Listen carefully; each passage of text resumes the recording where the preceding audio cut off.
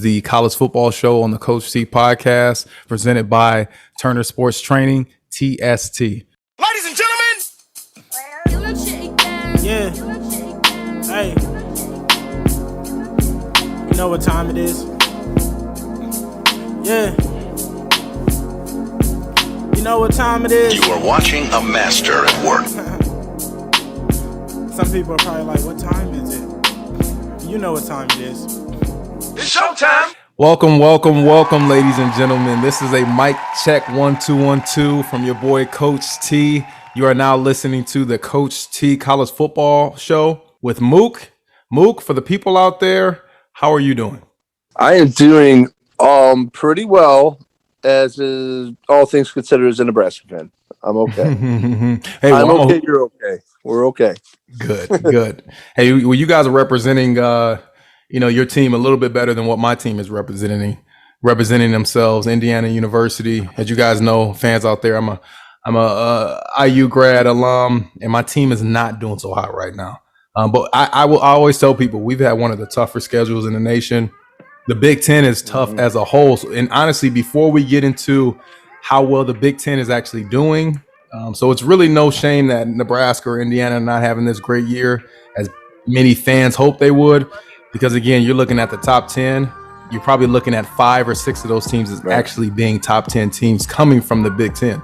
So that's nothing to sneeze at. But before we get into the Big Ten, how well they're doing, before we get into the huge game that was LSU and Florida, before we get into all the craziness, the upsets with Purdue and Iowa, let's talk about Ed Orgeron and LSU agreeing to mutually part ways at season's end. Mook, what is your reaction to that news? Well, we kind of talked about it last week, and, I was kind of the opinion I didn't feel like it was going to go his way. I guess I shouldn't say that. Maybe his way is out of Baton Rouge. I don't know. Maybe that's part of the mutual part of it. But, there's a high standard there. They want to keep up with Bama. They want to try to keep up with some of the other, the big names, the Auburns, the Floridas, the Georgias, and if they don't feel like it's going to get done with Ed Orgeron, then they feel like they got to move on. I was funny though, reading an article today, and it was saying like the next stop for Ed Orgeron will be University of Miami. So, he's going to get paid a ton to leave and then probably get paid a ton to go somewhere else. So, it's kind of a win-win for him, I guess, if something like that happened. What a time to be alive in America for Ed Orgeron. Yeah, right? Nothing better than a guaranteed contract or your company saying, you know what, we no longer need your services, but here's $10 million. How's that sound to you? Sounds pretty good to me.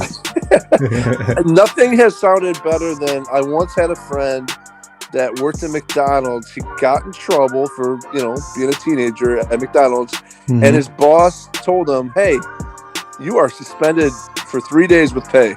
Oh, so perfect. Every week I'll be in trouble. So that's kind of the Ed Orgeron deal of being a teenager working at McDonald's. If you get suspended for 3 days with pay, I think you won. Yeah, you definitely won. So, hey, I've always respected Ed Orgeron, and we talked about it. Well, you really hit on it last week or 2 weeks ago when you said that he's kind of known as a CEO type, not really a mastermind on maybe the offensive or defensive end. I think he kind of has a defensive background, but he was kind of a manager of people.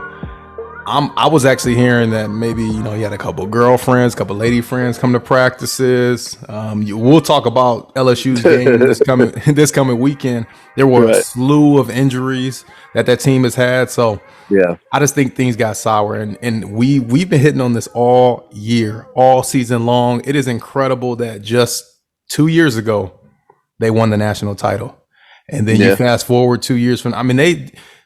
You could have told me 2 years ago that they're going to go on a dynasty run, be neck and neck with Alabama, maybe be at where Georgia is right now, maybe be at that level. But to see it all crumble the way it has, especially on Ed Orgeron's end, is honestly sad to see. But like you said, he'll be just fine. He'll pick up right where he left off. I'll be surprised. I will be intrigued to see who actually takes on the LSU gig. Do you have any names out there that you can think of think of off the top of your head that you're saying like, hey, he would be a really good fit down in Baton Rouge? I mean, I think, some of the names that have been the hot ones for a while, the Matt Campbells of the world, I think are, if they wanted to go the route of, somebody that's a young and up and coming in the business, I think that, it'd be hard for someone like him to turn down a place where you can make a lot of money, compete in the best division in the best conference in the country, arguably, and also have just talent all over the place that you can just pick from. So he would be one of the first people that come to mind, but I mean, who knows? Who knows? Urban Meyer, man. Why not? Why not just throw his name in there, right? Yeah, Urban Meyer, man. I'm sure there are a couple young ladies for him out there that would love to dance with him in Baton Rouge, man. Yeah, I guess if they're worried about Orgeron having, girlfriends down there, that maybe Urban Meyer isn't the best one. But you're seeing the videos of Ed running around shirtless down there. He's a wild man. He's got that voice, and he's come on over here, honey. Yeah. Come on, man. That's too much, man. Yeah. Well, hey, Coach Orgeron, best of luck to you, man. Absolutely. You know what? To be honest, and I know we're going to wrap this up with this story, but when I heard the news earlier this week, I was really surprised that this even came down the way it did, especially after their huge upset win over Florida. I thought things would be going the other way, right? Maybe he would get an extension at that time, or maybe you get the AD or athletic director saying, hey, this is our guy. We're going to stick with him. But they do a complete 180, man. After a huge win, they can the man, essentially. He gets to keep his job throughout the year, but he's a dead man walking. Speaking of that game between number 20 Florida and LSU, that is actually my game of the week from last week. The game ended with LSU obviously winning that matchup in a barn burner of a game. Over 90 points were scored in that matchup. And honestly, for me, this is kind of what I expected from an LSU team. And they had a lot of guys out, both offensively, defensively. And I'm just surprised that they played as tough as they did. That was my upset pick of the week last week. They came through with it. And on the Florida end of things, they got to figure out, number one, who's their quarterback. Right. Okay? And then secondly, for a team that was early in the season, really hung their hat on defense, LSU kind of exposed them on that side of the ball. So they got to figure out the quarterback and they got to figure out their defense. But that was my game of the week. Mook, what are your thoughts about that game, but also maybe another game that you had as game of the week? Yeah, I had that as my 1A. I kind of gave it 1B to Oklahoma State comeback to knock off Texas, to get themselves situated in a spot where they're sitting unbeaten and, now potentially top 10 team and looking at maybe they can keep it up this week. Tough test with Iowa State, but maybe the Bedlam game at the end of the year with Oklahoma, who looks like they're a different team right now too. It could get a little interesting, I think, in the Big 12 here, especially if you're from the state of Oklahoma. Yes. We're going to talk about that and that team as well. Let's go right into the best team that we saw from week 7. This is going to be a little off the beaten path. I easily could have gone with LSU because I think they played a phenomenal game. I could have gone with the aforementioned Oklahoma. I think they really show, regardless of who's at quarterback for the Sooners and Lincoln Riley, they can get it done. Could have easily gone with Georgia, who now has 4 wins against top 25 teams. But I'm actually, again, going to go off the beaten path. I'm going to go with little old. We're going to stick in Louisiana.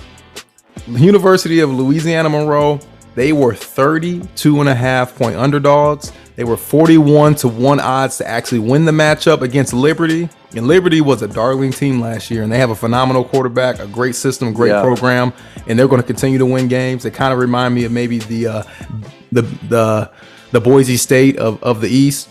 But ULM, again, 32.5-point underdogs, 41-1 odds to win, and they beat Liberty last week. And listen to this. This was the biggest upset in college football in the last 4 seasons. So that has to be my best team of week 7. What about you? Yeah, honestly, I could have definitely gone with the Oklahoma State erasing 16-point deficit in the fourth quarter to knock off Texas. But you know what, man? I'm just gonna, since we're going off the beaten path, I'm gonna do it. Yes, I know they beat a FCS team, but give it up for the UConn Huskies, man. They got themselves a win for the first time in, I don't know, like 12 games, but it feels like 12 years. So I read that, and it made me laugh a little. I mean, they edged out Yale. It wasn't. It wasn't pretty. Yeah. And Yale's not even a scholarship FCS team. No. So hey, you know what? UConn, wins a win. One day, you got to have that one shining moment. So you've heard the song play, for your basketball team a couple times. But this was your time in football. Yeah. You will not be winless this year. So you are my team of the week. I love it, man. ULM and UConn, you guys are our teams of the week last week. We'll probably never have another week where two teams like that will be our teams of the week, but congratulations to you guys.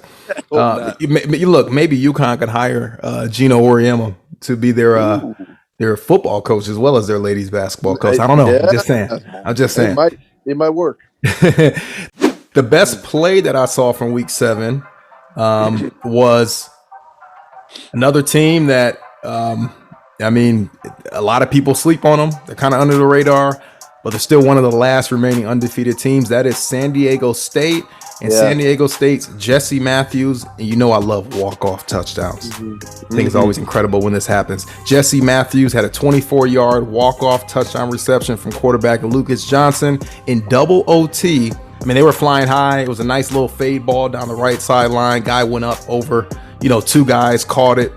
And again, a walk-off touchdown. You score it, you run to the locker room, game is done. So that was my best play of the week. What about you, Mook? Yeah, there were some good ones. Maybe not as many as in some of the past weeks, but you talk about back corner catch in the Oregon game, a nice David Bell catch against Iowa. There was a clincher, but honestly, mine wasn't. It was a good play. It was a very good play, but it was the play to me that told me that that something just changed with this team, and their guy that was a Heisman candidate is probably going to be in the transfer portal next year.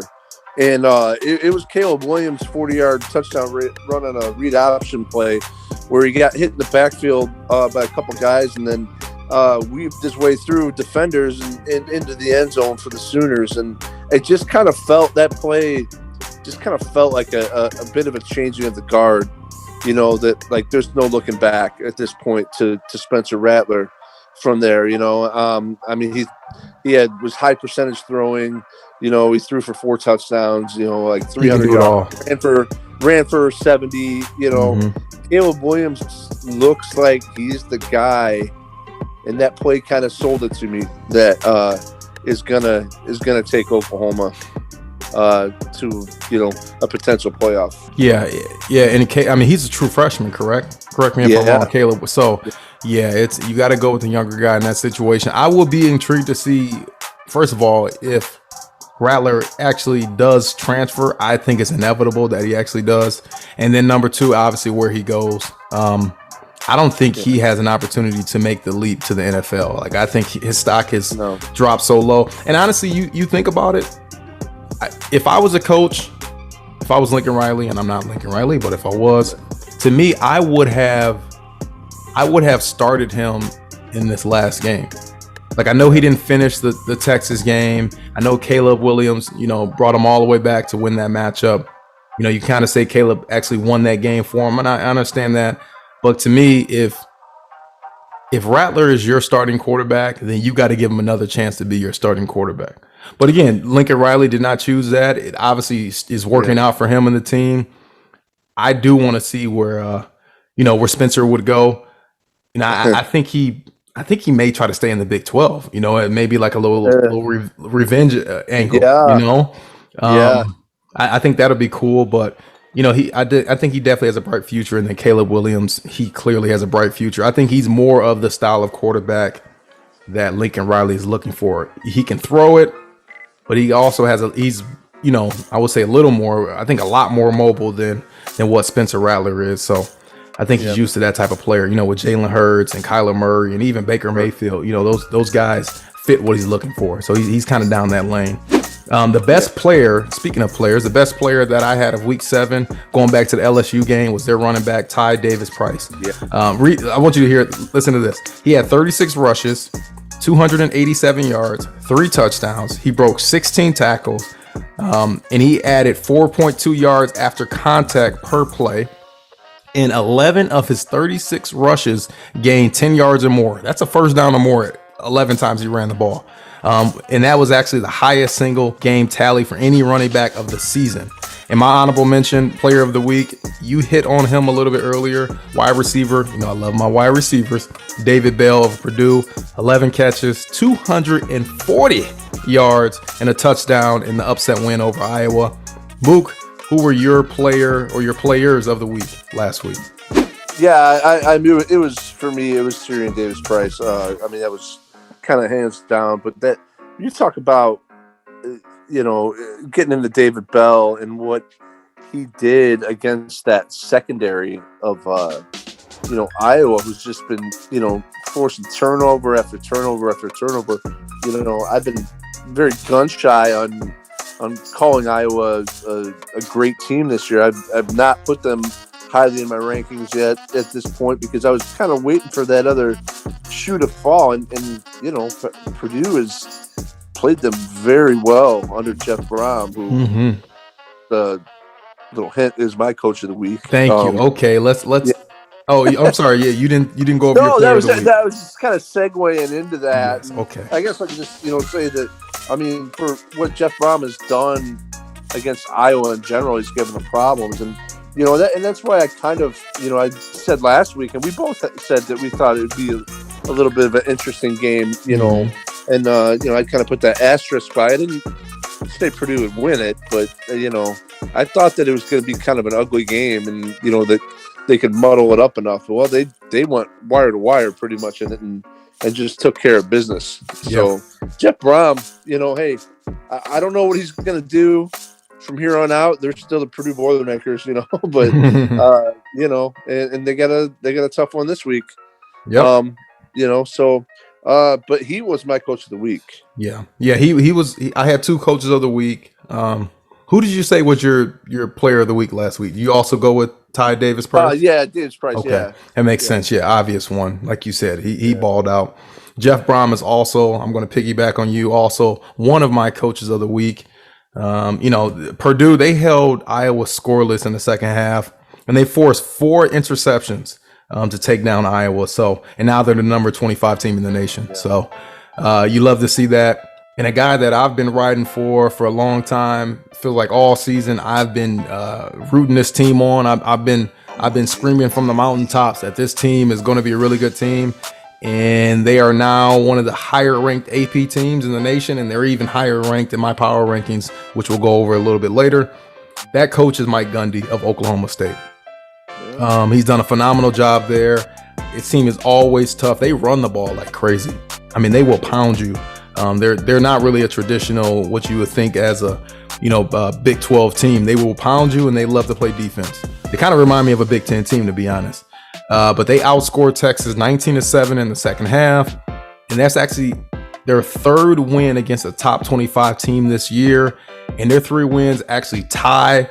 They tie Alabama, who also has 3 wins against AP top 25 teams, and they're only 1 shy of Georgia, who has 4 AP top 25 wins. So that shows you that Oklahoma State may not, and a lot of people may not talk about them on the national scale, but what Mike Gundy has done at that program for now a decade and a half essentially. The team is always competitive. They got 3 AP top 25 wins this year, and I don't think anyone's going to be able to slow them down, especially, again, in that Big 12 where they play much different than anyone else. So, coaches of the week for me, Jeff Brom, I'm piggybacking off of you with that one, and then Mike Gundy. My best fill in the blank of week 7. Going back to that Purdue game, my best fill in the blank was the best quote unquote beer chug. Yes, we're talking college kids and beer chugging of week 7. And that is from Purdue's offensive lineman, Greg Long, who had a beer tossed to him mid-game. In mid-game, he chugs this Bud Light beer on the field.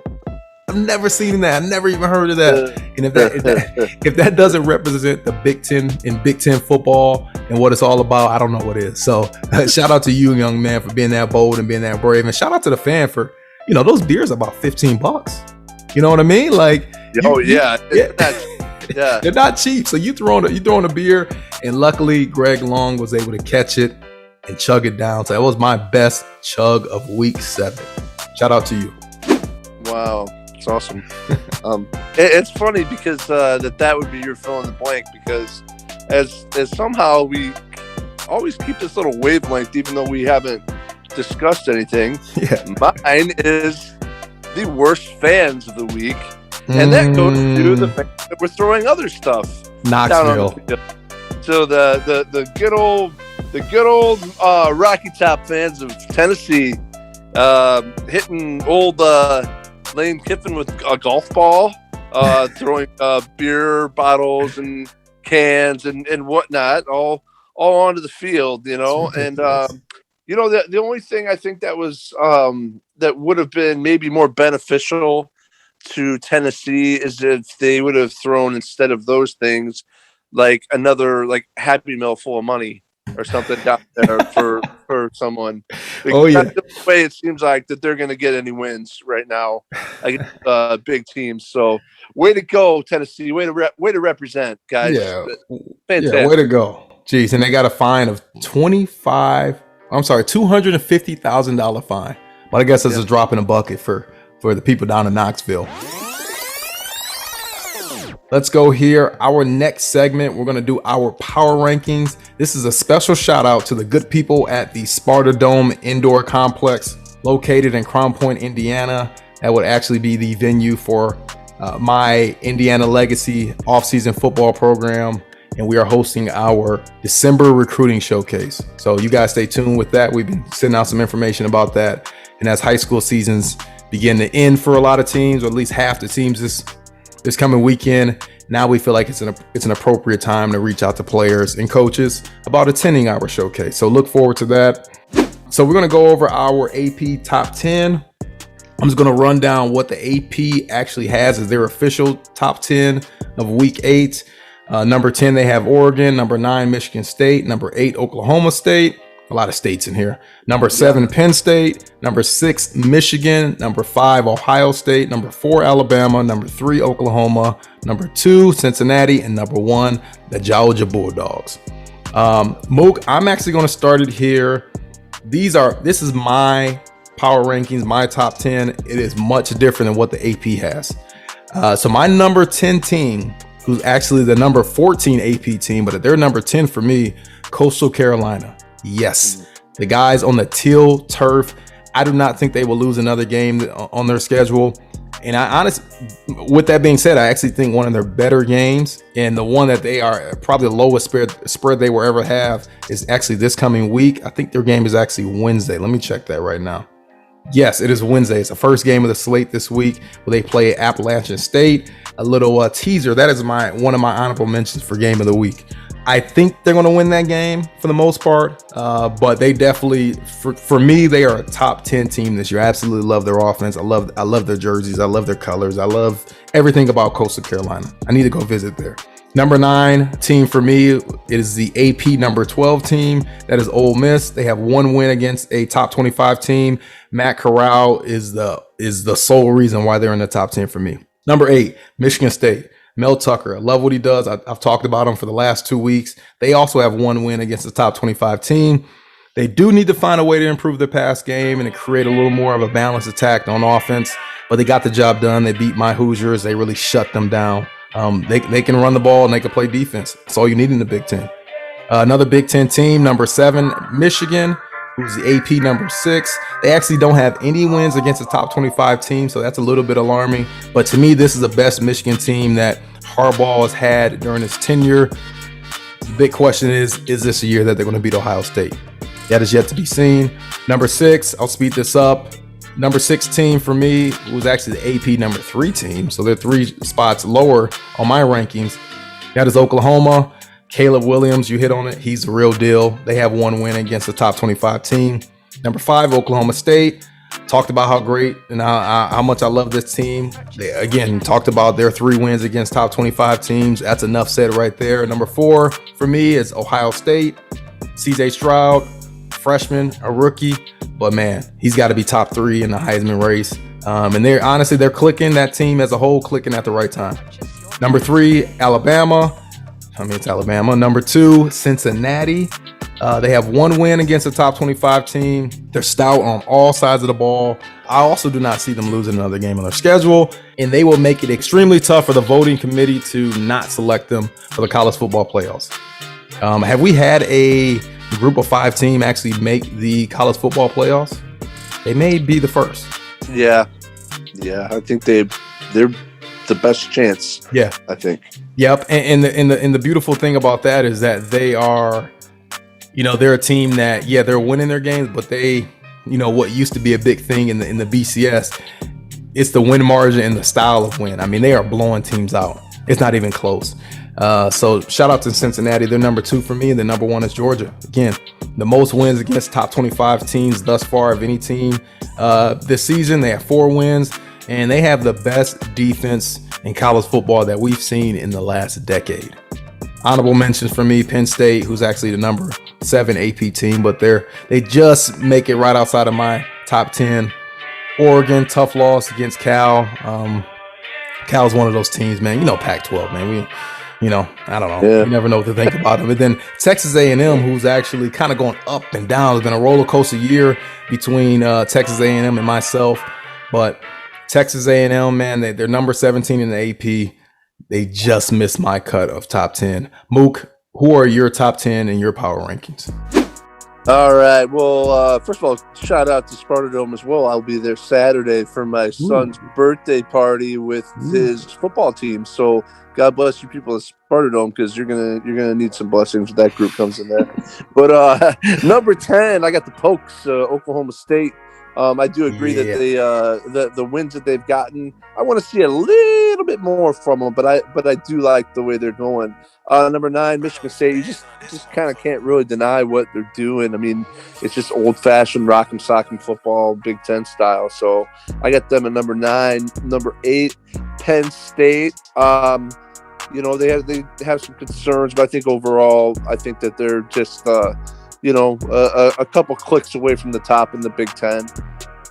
Number 7, it is the Ole Miss Rebs, Howdy Toddy, and it's pretty much the Matt Corral show. They can score with about anybody as long as their name isn't Alabama or Georgia. Number 6, Michigan. I really like their running game, and their defense is pretty formidable. So I'm really excited to see where they kind of go. Is it going to be at the end of the season finally a matchup with Ohio State worth keeping an eye on? I don't know, but I do like the way the Michigan's playing football. Number 5, they dropped way down for me before, but I'm putting Oklahoma back up there. I think they're on the right path, and they have a ton of talent. So, they're sitting at 7-0. I'd take them at my number 5. Number 4, and, it was almost hard to keep from number 3. That offense is ridiculous at Ohio State, and they're so young. I don't know what they're going to look like next year with all those guys, that they got. The wide receiving core will be in the NFL, but, Travion Henderson, I believe his name is the running back, and obviously Stroud, really ridiculous offensively, talent-wise. Cincinnati, number 3 for me. It's not that Cincinnati I'm not quite ready to put them up higher, because I just feel like other teams are catching them. Not because of anything that they've done. It's just that the other teams are starting to get there. I think they have the best chance to get in there as any group of 5 team has, for sure. But we'll see. But I do love the Bearcats. Number 2, probably a little controversial because, the loss to A&M a couple weeks ago, but I bumped Alabama back up again. I think that was kind of the cleansing for them. I think that they're going to be just fine. I don't know that they're going to win the SEC, but, they'll get a chance against number one Georgia at some point. So Georgia is my number one, of course. All right, cool, Mook. That was really good. A lot of teams that are similar in our power rankings, and a lot of teams that are not so much similar. You kind of got different spots for a lot of different teams. Next, we'll go into our Pick the Winner segment. You guys know this, fans out there. This is our Pick the Winner segment where we will pick the winner of each game, each top 25 matchup. This is powered by the December 4th College Recruiting Showcase. We hit on this earlier. That will be located at the Sparta Dome in Crown Point, Indiana. All right, so we'll go through, and as we go through these games of the top 25 matchups, we'll also hit on, like we always do, the game of the week, the upset of the week, the blowout of the week, the highest scoring and the lowest scoring games of the week. We'll begin with the first game of the week. As mentioned, this is the number 14 Coastal Carolina Chanticleers. They are 3.5 point favorites on the road at App State. 59.5 is the over under. I'm adding actually some injury reports to this because I think that obviously makes a big difference. There are no major injuries to report in this matchup. However, but Coastal Carolina is 5-0 straight up in their last 5 games overall, of course, and their last 5 games on the road. App State, and I think this is why the number is so short for Coastal Carolina. App State is 23-2 straight up in their last 25 games at home. Pretty phenomenal. Mook, would you like to begin, or would you like me to begin?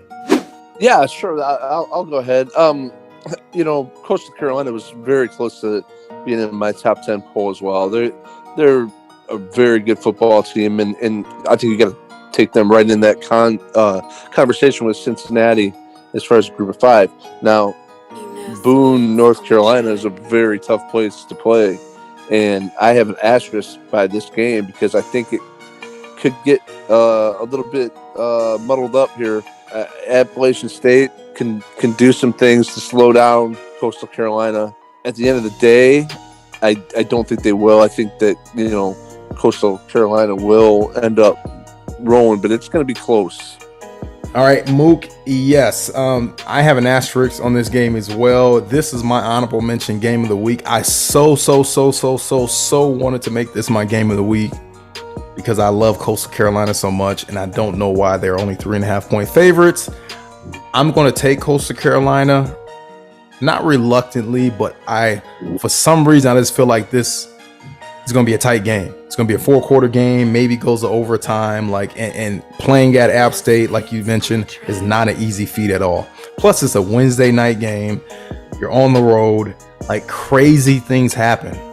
Halloween is just around the corner, and I just feel like spooky, crazy things can happen in college football. We've seen that over the last, 6 to 7 weeks.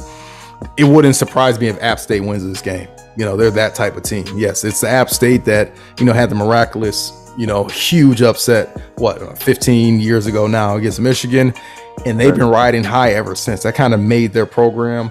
They're kind of like Coastal Carolina is kind of like what App State was for the last, I don't know, maybe 5-6 years ago. So maybe this is a passing of the guard here, but I'm going with Coastal Carolina. They're 5-0 or 6-0. They're 7-0. They're going to be, they're undefeated for a reason. They're really good.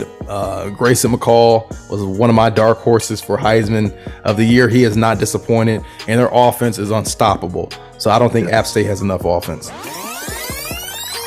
Next matchup, top 25 matchup, we have Tulane visiting number 21 SMU. SMU, they are 14-point favorites at home. The over-under, I actually screwed this up. I think it's 59.5 is the over-under. No major injuries to report here. SMU is 5-0 straight up in their last 5 games against Tulane, so that means they won the last 5 games. I don't know if they're undefeated or not, but I know they won their last 5 games. Speaking about SMU, and the total has gone over in 6 of Tulane's last 7 games and 4 of the last 5 games on the road. So Mook, pick the winner. In games like this, I always like to take the team with the better quarterback, and I think that former Oklahoma Sooner Tanner Mordecai, the SMU quarterback, is the better quarterback. He's got the ponies rolling undefeated, and I think they keep that going at home in Dallas. Yeah, I think this is an easy one. Tulane, they had a spark when they started, but now they're just garbage, man. They don't have much to show for this year. Had a great little battle against Oklahoma, but since then they haven't looked like a team that can compete. So I'm with you on that. Give me SMU. I think they win big at home. Next game, and this will be our Saturday kickoff. This will be number 2, Cincinnati, who is 27.5-point favorites against Navy at Navy. The over-under is 50 points. No major injuries to report. Cincinnati is 6-1 against the spread in their last 7 games.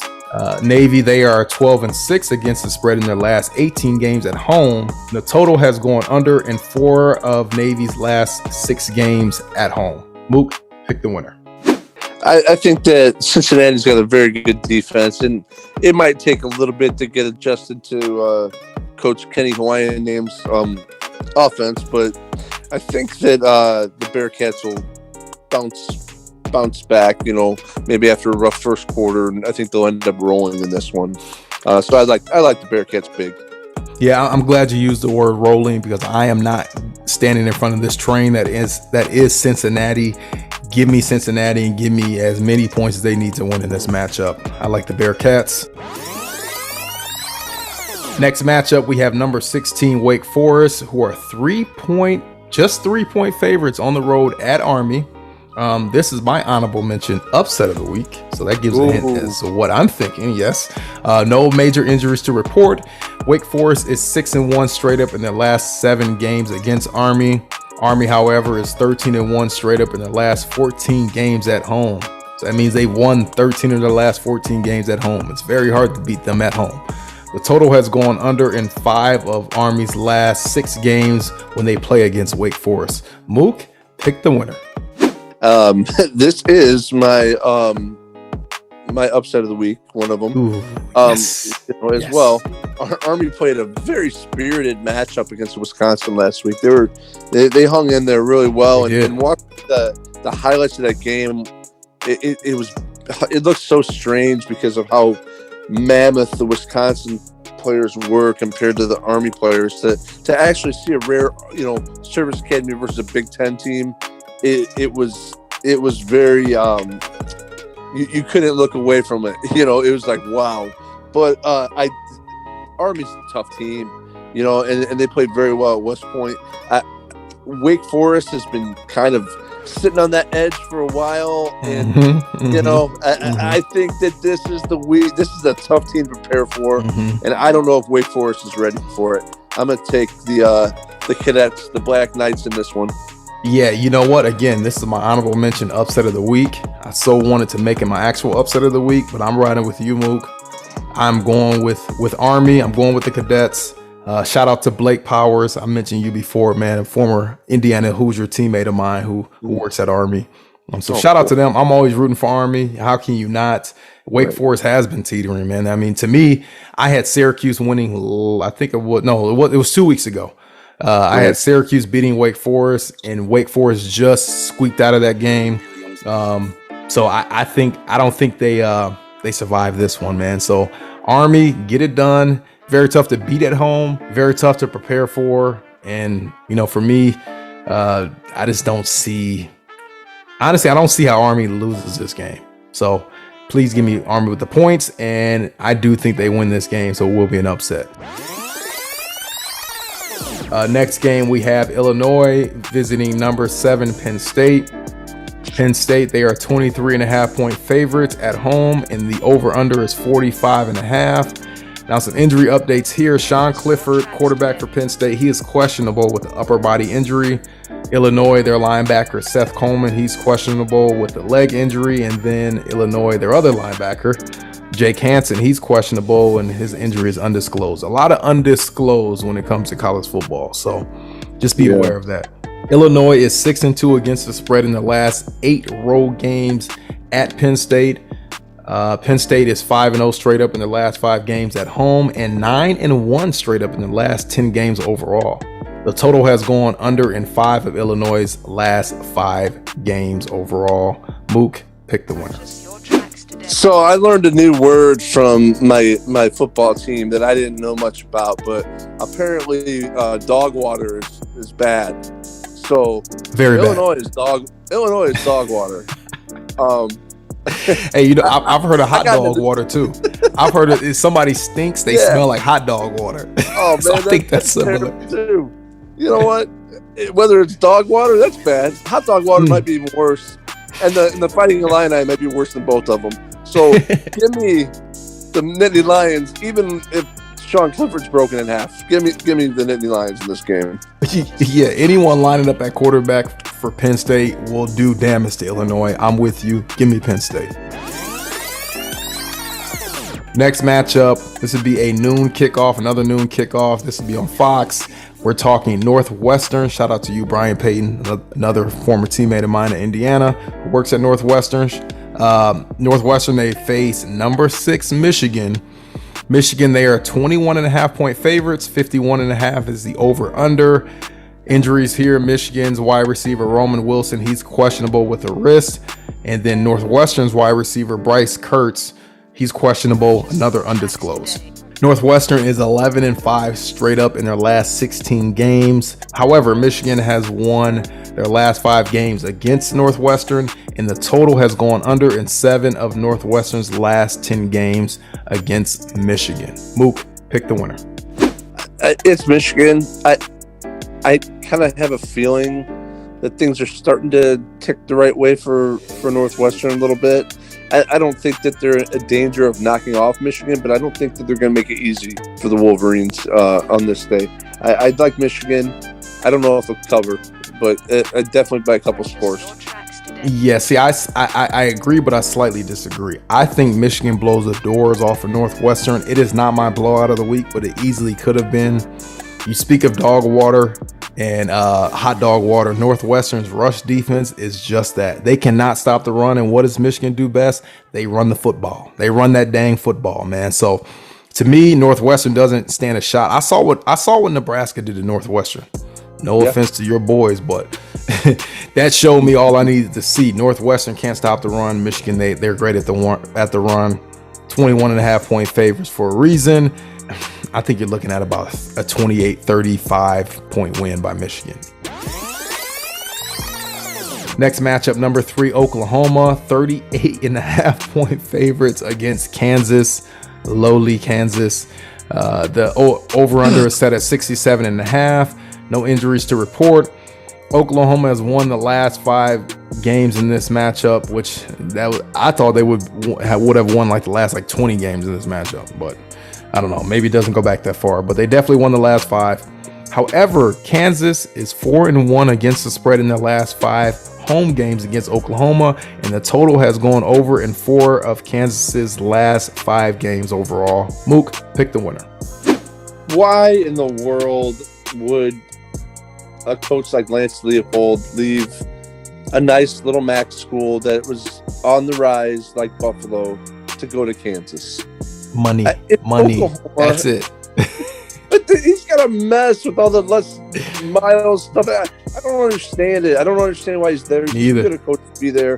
He's not going to turn it around, and he's going to get his doors blown off him this week in my blowout of the week by Caleb Williams, Lincoln Riley, and everyone else at Oklahoma is going to score a million times. So yeah, and this looks like a large number, 38.5, but if you look up second quarter, double it. Yeah, they may be up 45 points at halftime. So then what? So it's not my blowout of the week. It easily could have been, but this is actually my highest scoring game of the week. I mean, the total is 67.5. 4 of the last 5 Kansas games have gone over.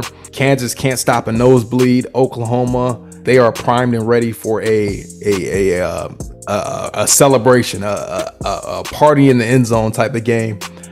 So with Caleb Williams, who can run and pass, the weapons they have on the outside, the way that Kennedy Brooks has been running the ball for Oklahoma, and he's an absolute monster, man. He could have easily been player of the week as well. The last 2 weeks, but Oklahoma, they don't stop scoring. Kansas, I think they scored just a little bit to definitely go over that 67.5 number. And this is my highest scoring game of the week easily. All right, next game we have Wisconsin versus new number 25 Purdue. Wisconsin is actually the favorite in this matchup. They are 3-point favorites at Purdue. 40 points is the over-under. Purdue's running back Xander Horvath, he's out indefinitely, undisclosed again. And Wisconsin's not their starting running back, but their second, third running back, Isaac Guerrero, he's actually out for the season with a leg injury. Wisconsin is 5-0 against the spread and 5-0 straight up in their last 5 road games against Purdue. So that's a big key. I think that's why they're favored. And the total has gone under in 5 of Purdue's last 5 games overall and 5 of their last 7 home games. So not a lot of points would be scored. Pick the winner. I think that Purdue's top 25 reign will be short-lived. I like the Badgers in this. I think Jim Leonard's defense is going to do a lot of things to slow down the Purdue offense, and I think it's going to be an ugly football game, 2017, 2014 type win for Wisconsin, but I do like the Badgers.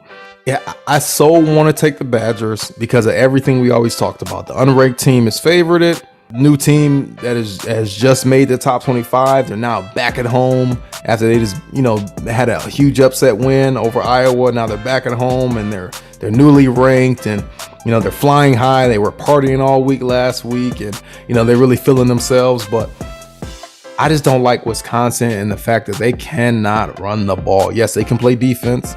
They can't run the ball. This is not the Wisconsin run game that you're used to. So I'm going against conventional thinking. I'm going against what I would normally take. And I'm actually going to take Purdue at home. I'm not very confident in this pick, but I'm going to ride with the Boilermakers. And this is also my lowest scoring game of the week. I see this being a 17-14 type of game. So you definitely want to take the under there because I don't think a lot of points would be scored at all. But I'm going with Purdue at home, underdog, number 25 ranked team back at home. Jeff Brom, we talked you up this episode. Please don't disappoint. Okay. Number 10 Oregon, they face unranked UCLA. Another game where the unranked team, they are the favorites. So UCLA, they are 2-point favorites at home. 59 points is the over-under. I failed to mention this last week, and it really showed in the game against Cal. But Oregon's running back CJ Verdell, he's out for the season with a leg injury. So in case you guys were wondering, he's out for the year. The total has gone under in the last 5 road games for Oregon against UCLA, and has gone under in Oregon's last 5 road games overall. However, the total has gone over in 5 of UCLA's last 6 games at home. Mook, pick the winner. Yeah, the CJ Verdell injury, I think, really is kind of brings Oregon down to the level of, many of the teams in the conference. I got UCLA at home. I think go either way. I don't have the faith that I did in Oregon earlier. They've gutted out, a win against Cal, and they've had a couple other close ones. UCLA isn't where we were hoping they were at the beginning of the year, but I think just being at the Rose Bowl, I'm going to take UCLA and Chip Kelly going against his old squad. We'll see. We'll see. After hours at the Pac-12, we'll never know. You never know, man. Never know. And because of that, I kind of want to take Oregon. Just looking at the points. I mean, at least you get a couple points when it comes to Pac-12 ball, because you never know who's going to win. Yeah. But I don't know, man. I mean, the CJ Verdell injury was apparent how much that affected that team. I like Anthony Brown and what he can do for Oregon, quarterback for them, but I don't know. He's not that spectacular where I feel like he can really put the team on his back. I could be wrong. Yeah. But I just don't know. I'm going with our early season darlings as well. Give me the Bruins. I think they're favorites for a reason. Yes, they are in the Rose Bowl. They'll be at home. I think that does matter in this matchup, and I think they'll be amped up, man. I mean, to me, this has to be a game that they've been circling for the last 3 or 4 weeks. I think they've actually circled this game early in the year, along with the LSU game. So they knocked off LSU. They saw that speed, they saw that ability, and I think they can match what Oregon can do. Now, DTR, see what he can do, man, because sometimes he looks great, sometimes he doesn't look so great. So you don't know what you're going to get out of him, for the most part, but I do like players and quarterbacks, especially 18 to 22 year olds at home, and UCLA is at home. So give me UCLA in this matchup. Next game, we have number 8 Oklahoma State facing Iowa State. I do not have the over-under on this matchup. I guess I missed a couple of those, but that's fine. Oklahoma State's offensive lineman Josh Seals, he is questionable with a leg injury, and it's another game where the non-ranked team, which is Iowa State, they are the favorites. They are 7-point favorites at home. Oklahoma State is 8-1 straight up in the last 9 games against Iowa State. Iowa State, they are 8-2 straight up in their last 10 home games, and the total has gone under in 4 of Iowa's last 5 home games. Mook, pick the winner. All right. I was trying to figure out, why are they the favorite? Started looking at everything. Why? Thank you. Why? Iowa State points for 33.7 to 26.5. Iowa State holds the advantage in points against. They give up 16.3 compared to 19.5. Total yards 438 to 383 in favor of Iowa State. Yards allowed, Iowa State holds the advantage, giving up 250 to 307 a game. Iowa State giveaways +6 to +9, and takeaways is the only category Oklahoma State leads them in 8 to 7. I think that tells you that, one thing is that Oklahoma State played more top 25 teams, which is part of that.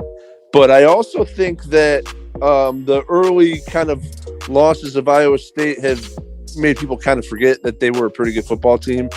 They got a pretty good quarterback, and they got a pretty good running back, and they got a pretty good coach. And this is the game that's going to tell me if Oklahoma State's for real. Now, I got the Cyclones in this one. Ooh, we are going against each other, Mook. I have Oklahoma State in this matchup. I can't be talking them up and then slide out the back door and not select them. So this is my quote-unquote upset of the week. I don't even really think it's an upset of the week. I love Oklahoma State. Talked about them. Talked about my infatuation with them.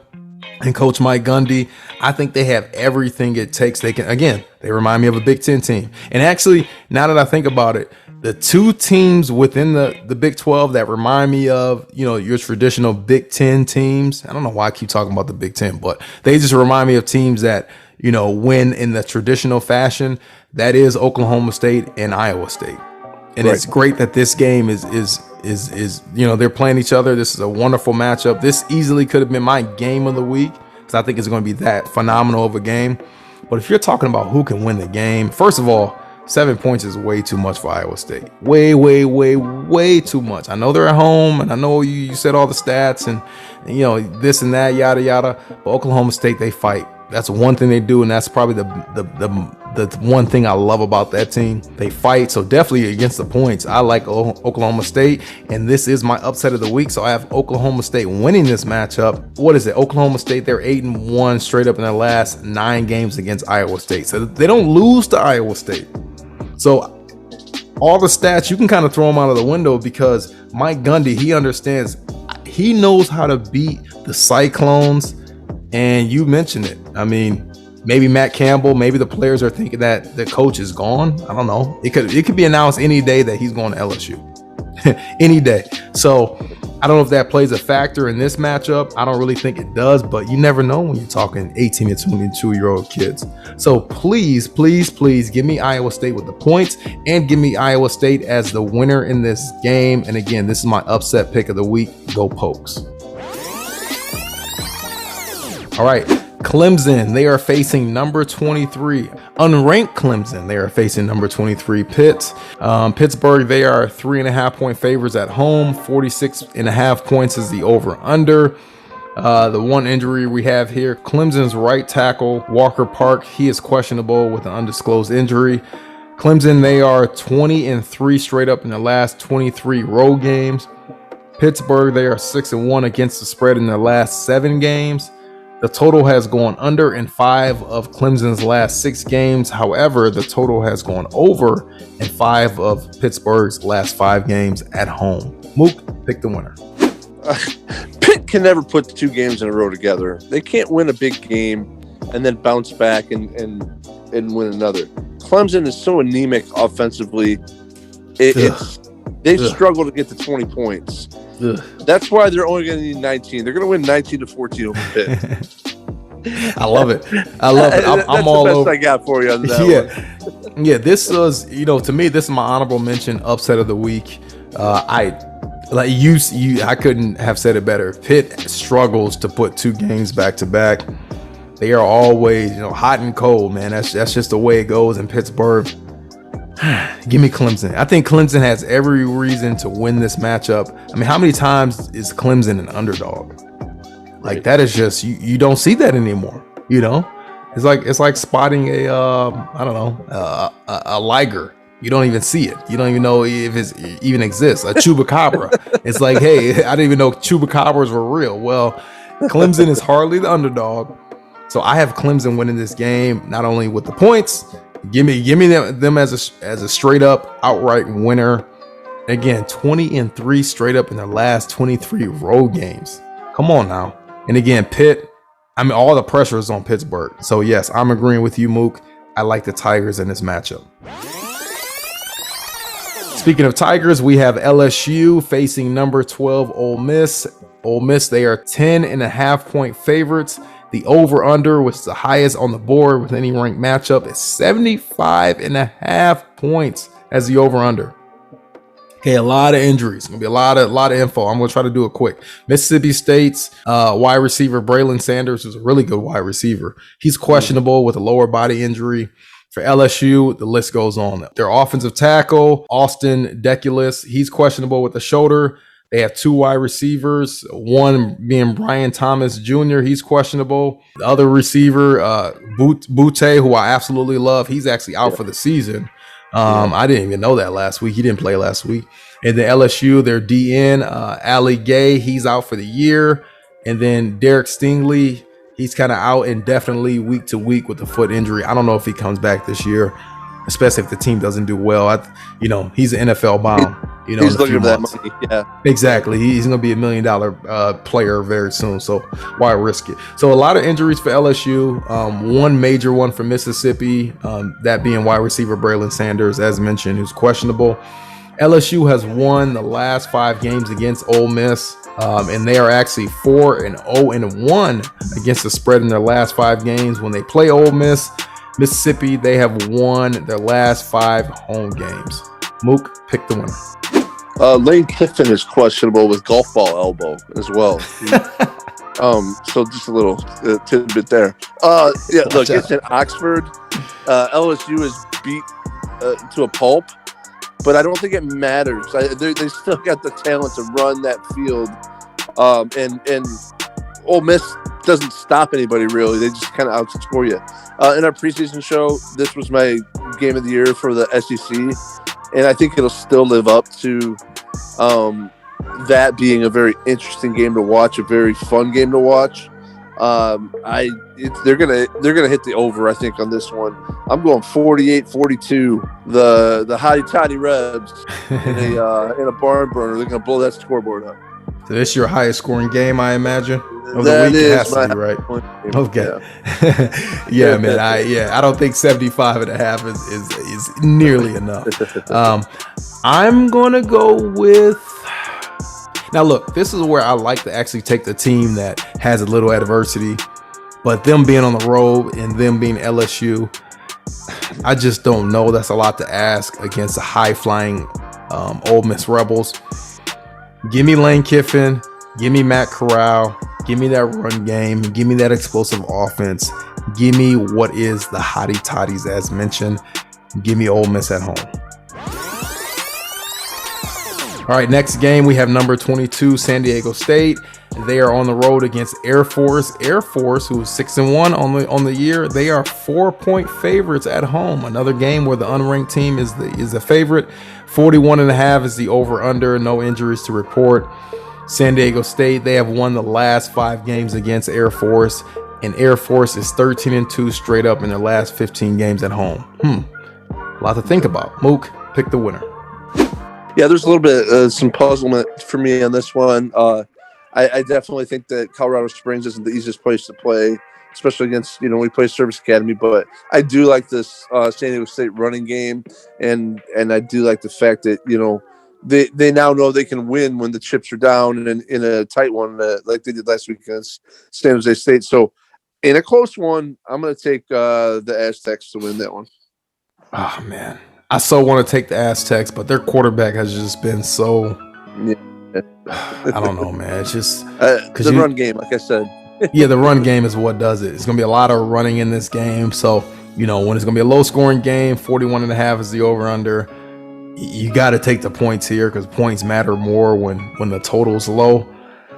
I'm also going with San Diego State. I think they understand they have a bigger mission, and they've been in this position before. How many times have they been undefeated to start a year? I mean, it feels like every year they're 6-0, 7-0. I mean, they just win, baby, win. So I think they win this matchup as well. So give me San Diego State, give me the Aztecs. I mentioned it. They had a huge win in double overtime on a walk-off. I think that energy, I think that momentum continues in Colorado Springs. Aztecs get it done. New number 24, UTSA. They are 7-point favorites at Louisiana Tech. The over-under is 58 points. No major injuries to report. UTSA is 8-1 against the spread in their last 9 games. And La Tech, they are 5-0 straight up in their last 5 home games against UTSA.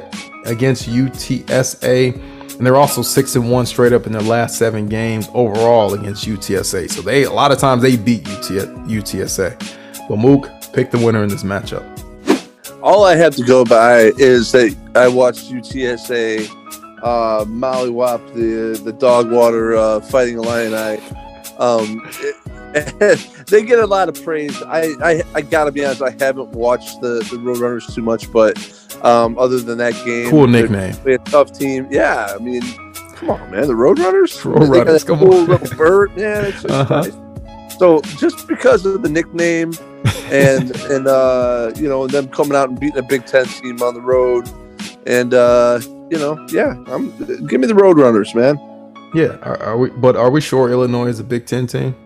All right, that's another subject for another day. Yes, I like UTSA. For some reason, their scores always pop up on my screen. They're always either much closer to a team that they shouldn't be close with, or they're smacking up on a team. We and me personally, I like to go against the new top 25 teams. I didn't do it with Purdue, and I'm not doing it with the Roadrunners. Give me the Roadrunners in this matchup. They are 7-point favorites on the road for a purpose. 8-1 against the spread in their last 9 games. La Tech, all the stats show that, hey, in the last few meetings, they beat UTSA, but I think this is a new Roadrunner team. I'm just saying that. I haven't watched much of them, but I like the Roadrunners and like the fact that they have a lot of momentum after beating a Big Ten team. Give me the Roadrunners. Next game, we have Tennessee at number 4, Alabama. Alabama, they are 27.5-point favorites. 67 is the over-under. Few quick injury notes. Alabama's linebacker, Drew Sanders, he's questionable with a hand injury. Tennessee's quarterback, Hendon Hooker, he actually exited last game and he's questionable with an undisclosed injury. And also Tennessee starting running back, Tyon Evans, he missed last game and is questionable with the ankle. Alabama, all the stats go in their favor. They're 5-0 straight up in their last 5 games at home and 5-0, in the last 5 games against Tennessee. The total has gone under in 9 of Tennessee's last 13 road games and under in 15 of the last 22 games overall. Mook, pick the winner. Bryce Young will go off and Jameson Williams will do something that blows your mind, and Alabama will roll over the Vols. I love Jameson Williams. Oh, man. He's something else, man. He's so fun. Man. I love him. Yes. Give me Alabama. I don't know about this number, though. But I do the 27.5. I don't know. I just feel like Tennessee keeps it a little bit closer, or at least within that number. Well, who's stopping Alabama when they're hitting all cylinders? I can't wait until they play Georgia. If they play Georgia, they should be playing Georgia at some point in time this year. If it's not the SEC championship game, because Alabama can score like crazy, and Georgia, they can play defense like crazy. So it's going to be a battle of iron versus iron in this matchup, especially if Tennessee is without their quarterback and possibly without their running back or he's hobbled. I don't think Tennessee really has a shot. I do think they keep it within that number, but Alabama clearly wins this game, and 67 points is over under. I think it's sky high. So again, give me Alabama as the winner in this matchup. A classic battle, a classic matchup will be USC facing number 13 Notre Dame. Notre Dame, they are 6.5 point favorites. 58.5 is the over under. USC, their tight end Michael Treggs, I think it was actually a freshman, has been a really good true freshman. He exited last game with a leg injury. He's questionable. USC's linebacker Drake Jackson, he's also questionable with a foot injury. And Notre Dame's tight end Michael Mayer, almost said Michael Myers, thinking of Halloween. Michael Mayer, he missed last game. He's questionable with undisclosed injury. USC is 5-0 straight up and 4-1 against the spread in their last 5 road games. Notre Dame is 21-3 straight up in their last 24 games overall. Wow. And they're 23-2 straight up in their last 25 home games. Mook, pick the winner. Kind of reminds me of the kind of mid-90s Notre Dame USC's, where they're not, neither one is really blowing you away and very impressive. I like the Irish at home. I think USC is a little bit more of a mess than Notre Dame. I don't think it's going to be a very pretty or appealing game to watch unless you're a diehard of Notre Dame. But I do like the Irish in this one. Yep, I like the Irish as well. Notre Dame is up and down, man. Just another one of those West Coast teams that you don't know what you're going to get from them. Notre Dame, we'll see if Jack Cohn is able to return. He should be able to return, but I think either way, man, I think Notre Dame, they're already tough to beat. USC is not that great. And again, Notre Dame's at home, man, 21-3 straight up in the last 24 games overall and 23-2 in their last 25 home games. I got to take the Irish. So give me the Irish.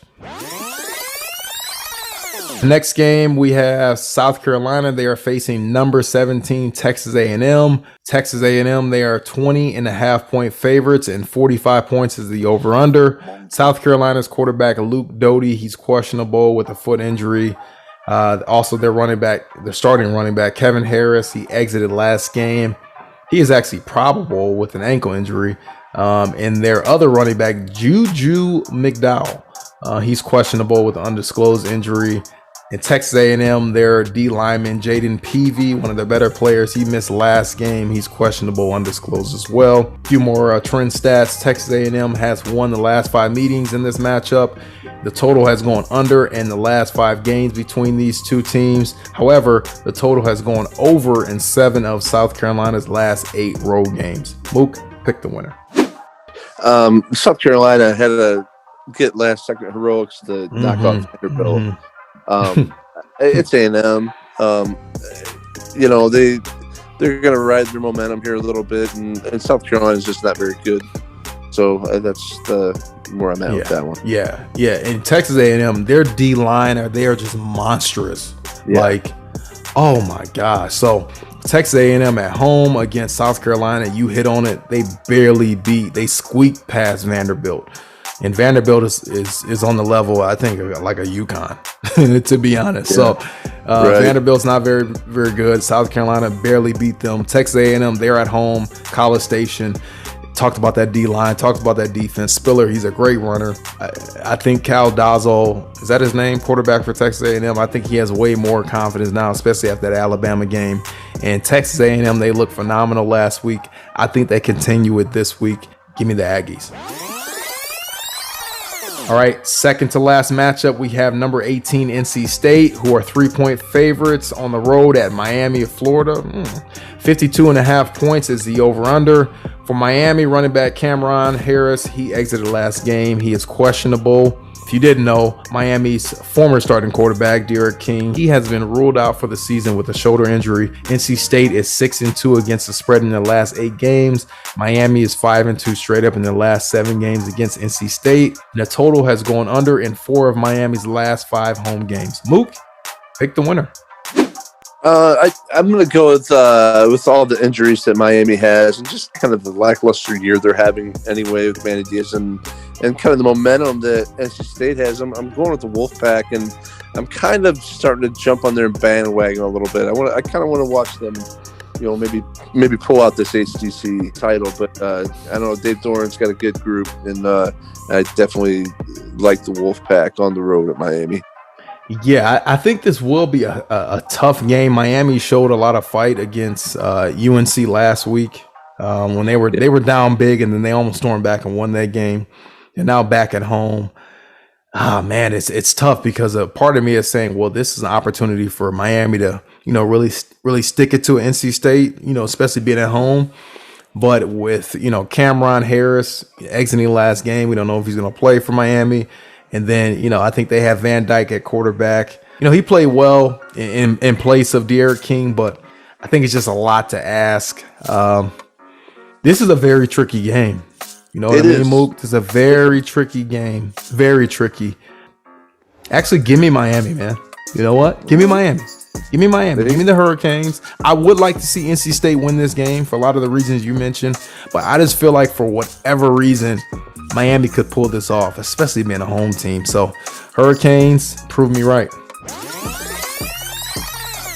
All right, last matchup of the week for the ranked games. This is number 5, Ohio State, 19.5-point favorites at Indiana. Over-under is set at 60 points. Ohio State's defensive tackle, Haskell Garrett, he's questionable. IU's cornerback, probably the best cornerback, Tywan Mullins, he missed last game. He's questionable with a leg injury. And then, of course, IU's former starting quarterback, Michael Penix Jr., he missed last game. He is questionable with a shoulder injury. Ohio State has won the last 5 games against Indiana. I feel like they've won the last 25 games against Indiana. Yeah. However, Indiana is 8-2 against the spread in the last 10 games when playing Ohio State. And the total has gone over in the last 5 road games for Ohio State and has gone over in 4 of the last 5 games between these two teams. Mook, pick the winner. So Ohio State is just rolling right now. And it's just an avalanche of points. That said, in our preseason show, when we were throwing some crazy things out there, one of my things says that Ohio State was going to lose one game this year in the Big Ten, and it was going to be to Indiana. I don't believe that, but I'm going to pick it. And here it is, man. Hoosiers get the win. Mark. You're going with the Hoosiers. That's it, man. I got you. I can't go back. The Hoosiers. The Hoosiers win this game. Oh my gosh! Now I'm really about to sound fake because this is my. I don't really I know you don't. That, I'm doubling Why down. Why not on though? it. Right? Right not. I'm doubling down on it. Darn it! That's it. I said it. You gotta go with it. Stick to your I'm guns. going with it, man. Stick to your guns. Jack Tuttle's going to leave a promised land.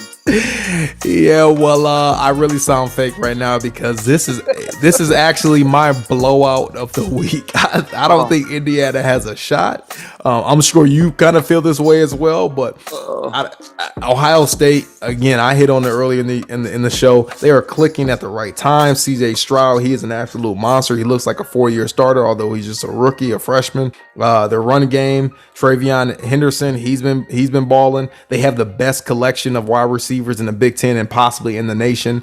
I don't think that Indiana, clearly, I don't think they keep it close. I don't even think they want to play this game, man, to be honest. 19.5-point favorites.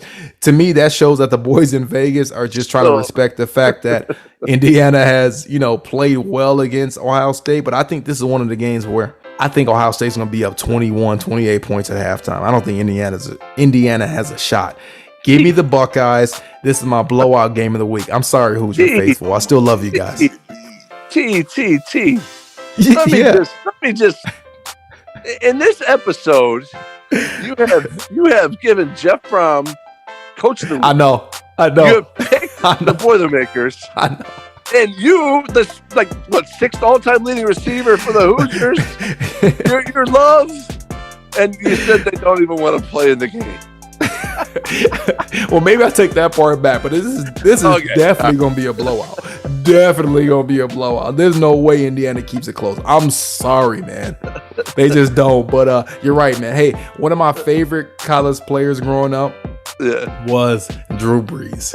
Oh, yeah. For Purdue. I loved Purdue and Joe Tiller because they would throw the ball all around the yard. So that's a little unknown fact. But Indiana Hoosiers, I don't know, man. You guys have had the toughest schedule in the nation.